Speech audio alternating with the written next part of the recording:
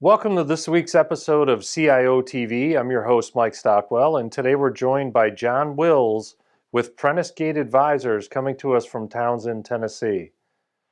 Hey, John, welcome to the show. Hey, thank you, Mike. It's a pleasure to be here.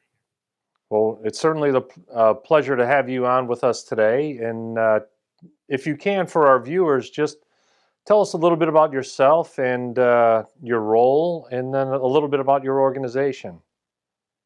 Oh, sure, I'd be happy to. Prentice Gate Advisors is a boutique advisory firm that's focused on the world of data cataloging.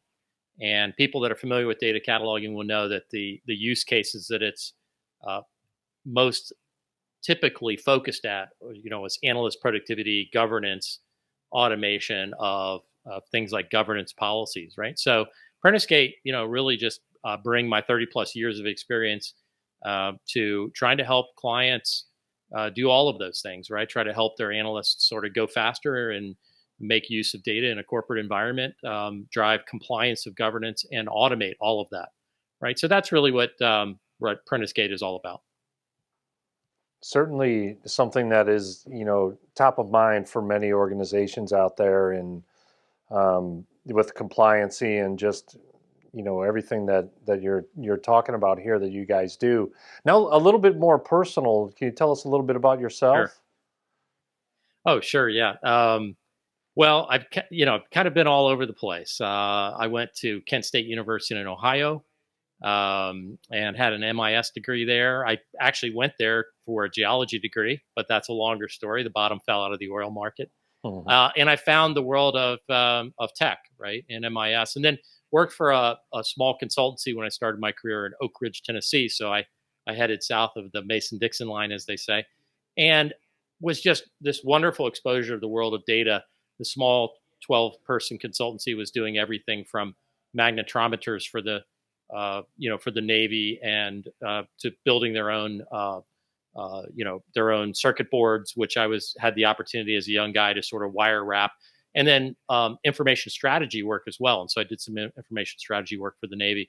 So that just gave me this wonderful first exposure moving from Ohio and my academic career down to the South and beginning to delve into the world of data. And then, we, moved to Atlanta and started with a company called KnowledgeWare, which is a computer-aided software engineering company. And as I say, the rest is history.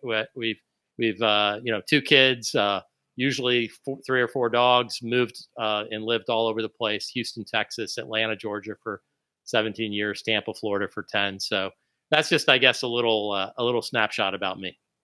Well, certainly, thank you for that. It's a very well-rounded background that you have there. And can one thing I'd love to ask all of our guests, that we could see many of us kind of started in the same place, and we have these things in between, and we're kind of all back at the same place, if you will. But how did you get your start in IT?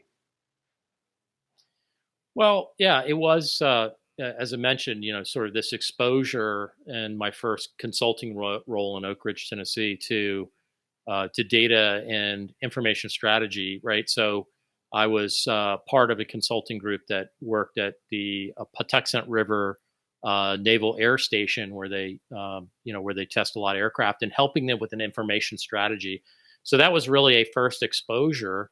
And then I became really fascinated with the use of data for modeling data, for cleaning data, for integrating data, for master data, right? All of these topics, and applying that in a corporate setting. And so I had lots of, as you say, Mike. I mean, I feel like in this 30 plus years, I've seen some of the same topics over and over again that we're trying to solve, and I think we are making progress. But my exposure kind of came in that way.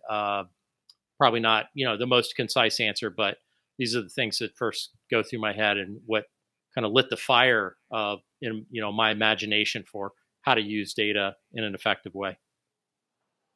Absolutely, a wonderful story. As I host this show every week, and it's like the fastest 5 minutes. The time just absolutely flies. and we are at that point. So I can't thank you enough for joining us today, and look forward to speaking with you again one day soon. Yeah, thank you very much, Mike. You're right. It absolutely does fly. And it's my pleasure to be with you. Thank you very much for having me. Perfect. Perfect. That's a wrap. We'll see you next time on CIOtv.